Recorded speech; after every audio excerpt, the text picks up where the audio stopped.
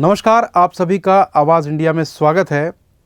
शनिवार के दिन लोकसभा में संविधान पर हुई बहस में प्रधानमंत्री नरेंद्र मोदी ने कांग्रेस पर जमकर प्रहार किया। मोदी ने अपने संबोधन में संविधान के अनुच्छेद 370 से लेकर यूनिफॉर्म सिविल कोड तक की चर्चा की।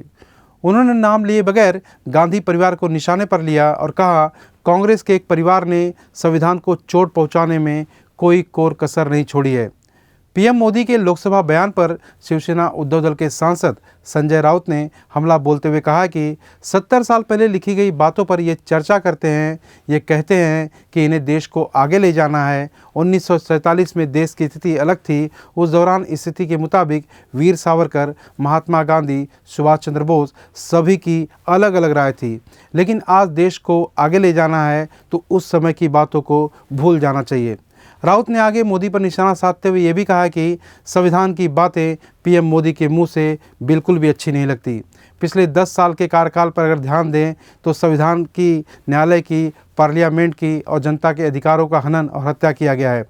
राउत ने आगे ये भी कहा कि मोदी संविधान के अधिकारों की बात करते हैं, आपातकाल की बात करते हैं। देश में 1975 की स्थिति अलग थी, लेकिन भारत देश में साल 2014 में आपातकाल की स्थिति लगी है। इंदिरा गांधी की लगाई गई आपातकाल की स्थिति करीब 2 साल की थी, लेकिन मोदी राज में पिछले 10 साल से देश में न्याय व्यवस्था, सुप्रीम कोर्ट और हाई कोर्ट हो, संसद हो, सभी दबाव में काम कर रहे हैं। अपने बयान में संजय राउत ने आगे ये भी कहा है कि मोदी राज में लोग इनसे डर कर जी रहे हैं। इतना ही नहीं, मध्य प्रदेश के दंपति परमार आत्महत्या मामले में मोदी को जिम्मेदार ठहराते हुए राउत ने कहा कि इस मामले पर मोदी पर सदोष आत्महत्या का मामला दर्ज करना चाहिए। ईडी, सीबीआई ये एजेंसियां केंद्र सरकार के दायरे में आती हैं और जिस तरह से दबाव डालकर एक ऐसे दंपति को आत्महत्या करने पर मजबूर किया गया, उस दंपति के सुसाइड नोट को पढ़िए तो सीधे जिम्मेदारी मोदी और अमित शाह पर जाती है। इनके ऊपर मनुष्यवध का मामला दर्ज होना ही चाहिए। राउत ने आगे ये भी कहा कि मोदी सरकार देश में सिर्फ एक आदमी के लिए संविधान चला रही है और वो आदमी है गौतम अदानी। ये नया संविधान लिखना चाहते हैं सिर्फ और सिर्फ गौतम अदानी के फायदे के लिए। देश के लिए इनका कोई भी संविधान नहीं है। बात ऐसी है, ये पुरानी बातें हैं, 50-50, 60-60 साल पहले उस स्थिति में जो बात कही थी, वो जो लिखी थी, आप 70 साल के बाद उसके ऊपर चर्चा कर दिए हो। देश को आगे लेके जाना है ना। 1947 से पहले जो इस देश में स्थिति बनी थी, उस वक्त महात्मा गांधी जी, वीर सावरकर जी, सुभाष चंद्र बोस जी, उनकी अलग अलग राय थी। अब वो भूल जाना चाहिए। अब देश को आगे लेकर जाना है ना, तो भूल जाना चाहिए। नरेंद्र मोदी जी ने कल संविधान की बात की। नरेंद्र मोदी के मुंह से संविधान रक्षा की बात ठीक नहीं लगती। मोदी जी के कार्यकाल में 10 साल में दर दिन संविधान की, लोकतंत्र की, न्यायालय की, पार्लियामेंट की, जनता के अधिकारों की हत्या और हनन हुआ। और आप संविधान रक्षा की बात करते हो, आप इमरजेंसी, आपातकाल की बात करते हो। कौन सा आपातकाल? 1975 की स्थिति अलग थी। अब आपको 1975 भूलकर 1914 से जो आपातकाल इस देश में लगा है 10 साल, इंदिरा जी का आपातकाल 19 महीने था, 19 मंथ था, ज्यादा से ज्यादा 2 साल आप पकड़िए। लेकिन आपका आपातकाल जो है 10 साल से इस देश में चल रहा है और 10 साल से इस देश की न्याय व्यवस्था, सुप्रीम कोर्ट हो, हाई कोर्ट हो, संसद हो, सब कुछ जो संवैधानिक संस्थाएं है वो आपके दबाव में है, जनता दबाव में है।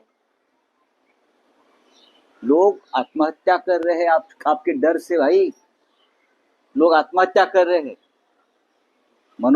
कल जो परमार कपल मध्य प्रदेश में, मनोज परमार और उनके पत्नी ने आत्महत्या किया,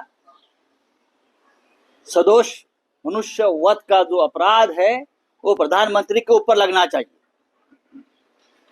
ये ईडी, सीबीआई केंद्र सरकार के कंट्रोल में आती है और जिस तरह से आपने दबाव बनाकर एक ऐसे दंपति को आत्महत्या करने पर मजबूर किया है, सुसाइड नोट पढ़िए। ये सीधी जिम्मेदारी नरेंद्र मोदी जी के ऊपर जाती है, अमित शाह जी के ऊपर जाती है। उनके ऊपर सदोष मनुष्य वध का अपराध मुकदमा होना चाहिए। निर्मला सीतारामन के ऊपर होना चाहिए। उनका बच्चा भारत जोड़ो यात्रा में या न्याय यात्रा में राहुल गांधी जी से मिलता है, अपना गुल्लक देता है, दिमाग में रखकर ईडी उनके घर पर रेड करती है, कांग्रेस छोड़कर बीजेपी में आने का दबाव डालती है। ये क्या है देश में चल रहा? संविधान है क्या? आप संविधान पर बात करते हो? कौन सा संविधान आप चला रहे हो देश में? आपका खुद का संविधान? आपका संविधान सिर्फ गौतम अडानी के लिए। आप संविधान नया लिखना चाहते हैं गौतम अडानी के फायदे के लिए, देश के लिए नहीं। लेकिन हम ये होने नहीं देंगे, हम लड़ते रहेंगे। प्रधानमंत्री नरेंद्र मोदी के बयान कि भ्रष्टाचार को लेकर जीरो टॉलरेंस किया जाएगा, जिस पर शिवसेना उद्धव दल के नेता और सांसद संजय राउत ने बयान देते हुए कहा कि यदि मोदी जी इस तरह की बातें करते हैं तो सबसे पहले उनको महायुति से एनसीपी नेता अजित पवार को सरकार से बाहर निकाल देना चाहिए, जो मोदी जी की मौजूदगी में महाराष्ट्र के उप मुख्यमंत्री पद की शपथ ग्रहण कर चुके हैं। इसके अलावा एकनाथ शिंदे सबसे भ्रष्ट व्यक्ति हैं। उनके साथ जो दर्जन भर लोग आए हैं जिनके ऊपर ईडी सीबीआई की रेड तक हो चुकी है, उनको भी दूर करने की हिम्मत है क्या मोदी में?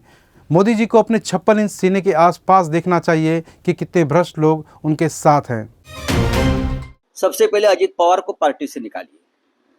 उनको जो आपके महान उपस्थिति में शपथ ग्रहण किया है ना, तो बताइए एकनाथ शिंदे सबसे भ्रष्ट व्यक्ति है। और भी उनके साथ जो 10-12 लोग आए हैं ना, जिनको पर ईडी सीबीआई के मुकदमे और रेड्स हुए हैं, हिम्मत है आप उनको दूर करने की?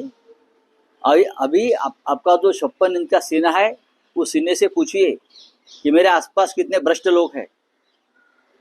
सबसे पहले तो गौतम अडानी को आप टॉलरेट कर रहे हो, जो देश नहीं टॉलरेट करना चाहता। जीरो टॉलरेंस की बात है, ये तो 1000% भ्रष्टाचार है।